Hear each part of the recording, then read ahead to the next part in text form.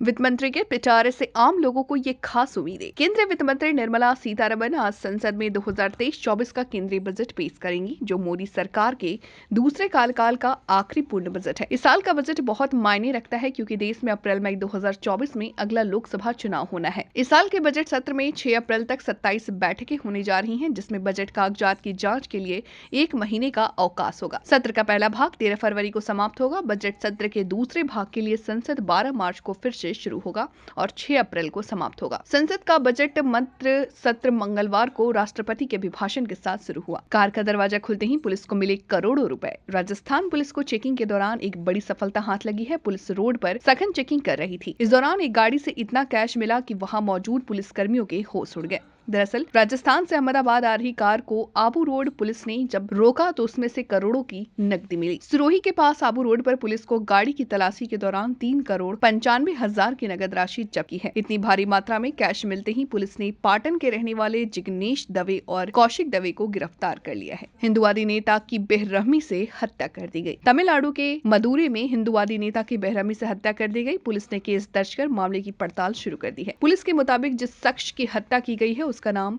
मणिकंदन है। वह हिंदू मक्कल काची नाम के हिंदुवादी संगठन का दक्षिण जिला उप प्रमुख था। मंगलवार की रात मणिकंदन को कुछ लोगों के एक ग्रुप ने रास्ते में फेंक दिया, उसकी हत्या की और वहां से फरार हो गए। इंदिरा गांधी ने चली वो चाल कि चित हो गए विरोधी। देश की आजादी के साथ जनवरी 1949 में रिजर्व बैंक ऑफ इंडिया का राष्ट्रीयकरण किया गया। ये करना जरूरी इसलिए था क्योंकि ये बैंक अंग्रेजों के मालिकाना हक वाला था। 1955 में इंपेरियल बैंक ऑफ इंडिया का राष्ट्रीयकरण हुआ, जो अब स्टेट बैंक ऑफ इंडिया के नाम से पहचाना जाता है और देश का सबसे बड़ा सरकारी बैंक है। बैंकों के राष्ट्रीयकरण का ये पहला दौर माना जाता है। इस वक्त देश के पीएम थे जवाहरलाल नेहरू। राष्ट्रीयकरण का दूसरा दौर चला उनकी बेटी इंदिरा गांधी के दौर में। 1969 में तत्कालीन प्रधानमंत्री इंदिरा गांधी ने अचानक 14 बड़े निजी बैंकों का राष्ट्रीयकरण कर दिया। इंदिरा गांधी के इस कदम के पीछे लंबी राजनीति और अर्थव्यवस्था से जुड़ी नीतियां थी। इंदिरा गांधी ने अपने इस कदम में न सिर्फ अपने विरोधियों को जवाब दिया था, बल्कि अगले चुनाव में गरीबी हटाओ का नारा देकर बहुमत भी पाया था। जोशीमठ के बाद अब कर्णप्रयाग रुद्रप्रयाग के घरों में दरारें। ये है रुद्रप्रयाग के मरोड़ा गांव का वो निर्माण स्थल जहां पर Rishikesh Karnaprayag rail line project के लिए काम चल रहा। यहाँ लगातार हो रही ड्रिलिंग, विस्फोट और तोड़फोड़ का असर आसपास के नाजुक पहाड़ों पर पड़ रहा।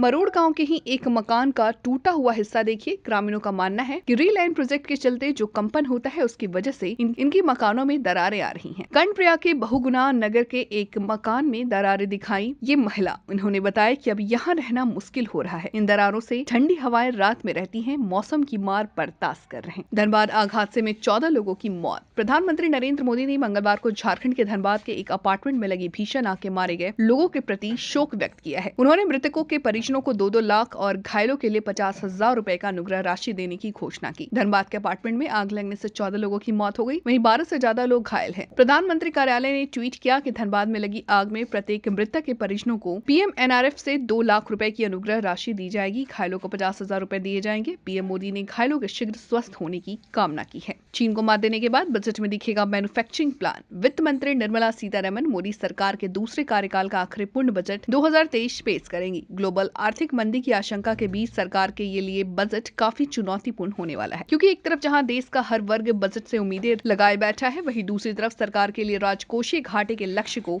हासिल करना चुनौतीपूर्ण रहने वाला है। पिछले बजट में वित्त मंत्री निर्मला सीतारमण के राजकोषीय घाटा जीडीपी का अनुमान 6.4% रखा था। पठान की सफलता पर बोले अखिलेश यादव। शाहरुख खान और दीपिका पादुकोण की फिल्म पठान पर हर दिन सफलता के परचम लहरा रही है। देश के कई हिस्सों में फिल्म के विरोध और बॉयकॉट की धमकियों के बीच फिल्म की कमाई ने सभी को हैरत में डाल दिया। ऐसे में अब समाजवादी पार्टी के अध्यक्ष और उत्तर प्रदेश के पूर्व मुख्यमंत्री अखिलेश यादव ने पठान फिल्म की सफलता को लेकर बीजेपी पर एक बार फिर निशाना साधा है।